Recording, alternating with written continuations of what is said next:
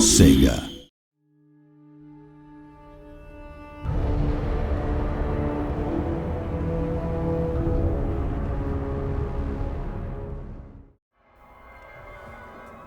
Hello, good evening, and welcome to the latest Total War Warhammer campaign walkthrough video. Today it's the turn of the perfidious Warriors of Chaos. We're now 34 turns into a campaign, with the mighty Kolek Suneater as our starting legendary lord, and in these early stages of the game we've been concerning ourselves mostly with conquering the frozen wastes of Norska. We began play with a single horde here in the Chaos Wastes led by Kolek, and we've steadily smashed our way westward along the northern coastline through the Norscan settlements, liberating their feeble-minded occupants from the pesky shackles of free will. Now we needn't have chosen to advance westward through Norska from the beginning. Our other possible route out of the Chaos Wastes is of course through the human lands of Kislev. Now this is a challenge as they're militarily strong to begin with and also have some well-garrisoned cities too, such as Prague here. However, we're hedging our bets and we've stationed an exalted hero, Festagax Helrik here, to keep an eye on Kislev developments. As a chaos hero, he'll passively spread chaos corruption, which, if left unchecked, will begin to negatively affect public order and could ultimately lead to a chaos rebellion. This can cause an AI-controlled Chaos Lord to rise with his army to challenge the region owner. And we can double down on this by deploying him in the region to further disrupt public order. If we can incite a rebellion or two, that will weaken the province and make it much easier to conquer later on when we're done with the Norskans. In fact, you can see some evidence of chaos corruption here with lava streams opening up in the landscape. And just south of there, the Golden Monolith, which is the site of one of Sigvald the Magnificent's quest battles. Now, the Lost Dwarfen clan of Krakadrak still holds a couple of settlements up here, one of them a walled stronghold with a moderate garrison, but we've bypassed them for now in favour of taking the Varg village of Winterpire here, and you'll soon see why. Here's Kolek and his army facing off against a Chaos Sorcerer hero bound to the Norscan tribe of the Varg, and along the way we've spawned a new horde, led by this fellow, Ekugax the Astute, who is also a Law of Metal sorcerer. And so we have the two hordes working in tandem as they move across the map. Ekugax is currently in the encampment stance to work on his infrastructure and replenish his units.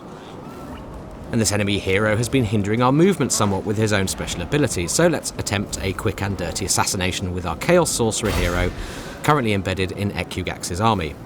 He's not yet a great assassin, as you can see from the probabilities on show here. And unsurprisingly, that was a failure. We'll have to level him up a bit and unlock his zap skill to make him a more effective assassin in future. Now, as a race, the Chaos Warriors concern themselves only with the shedding of blood, and that is reflected in pretty much all of their features. If we look at their tech tree, we can see that it's serially populated with stat improvements for all the units in the Chaos Warriors roster. You'll need to expend the Chaos currency of favour with the gods to access these various improvements, which cost increasingly hefty amounts. Once unlocked, these techs begin with basic Marauder and Warhound unit upgrades, with some post-battle income buffs sprinkled in too. The skills progress through the various improvements and cost reductions to mid and upper tier units such as Chaos Warriors, Chosen, Chariots, and ultimately Dragon Ogres.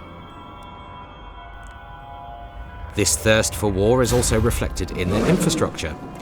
Chaos Warriors travel as hordes, which mean they bring their settlements with them. Once in camp, they can work on erecting and improving their building chains, and as you can see, there's no real civic virtue at play here.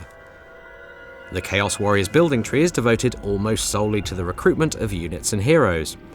The only real exception here is the Palanquin of Trophies, which offers some basic income.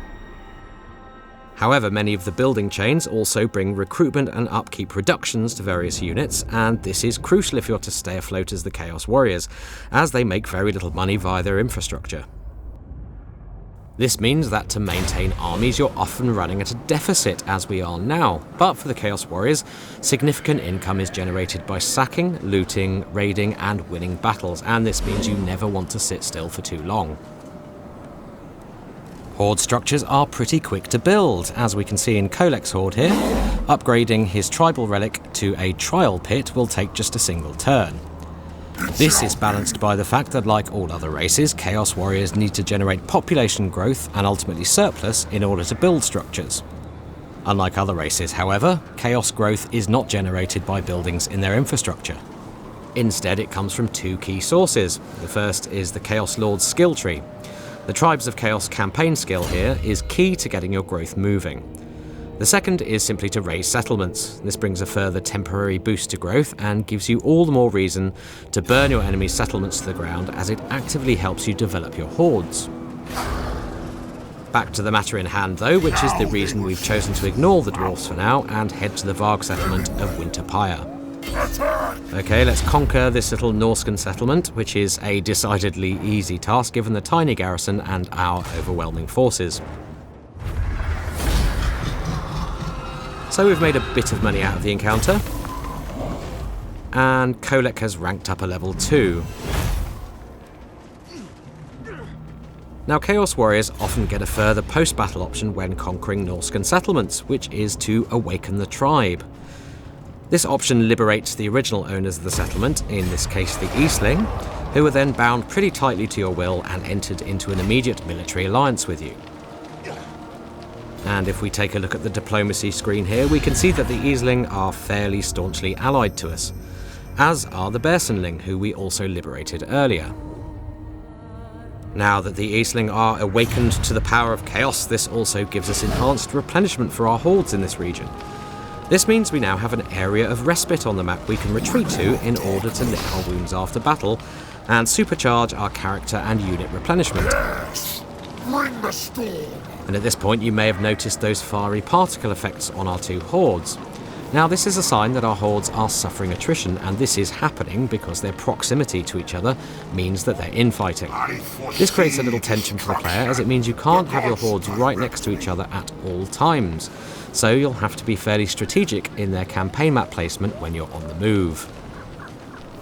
Okay, let's set them both to the encampment stance, and they can crack on with a bit of infrastructure development and recoup their losses with that enhanced Norscan replenishment rate before heading off again. Now, these really are the early stages of the Chaos campaign, as victory requires you to destroy both Bretonnia and the Empire, plus the dwarfs as well if you choose to play for the long victory objectives. This means when we're done up here in Norsca, we'll be heading southwards to sunnier climes to lay waste to civilization itself. Okay, that's all for now. We hope you've enjoyed this snapshot of Chaos Warriors campaign gameplay, and we'll be back with more walkthrough videos very soon.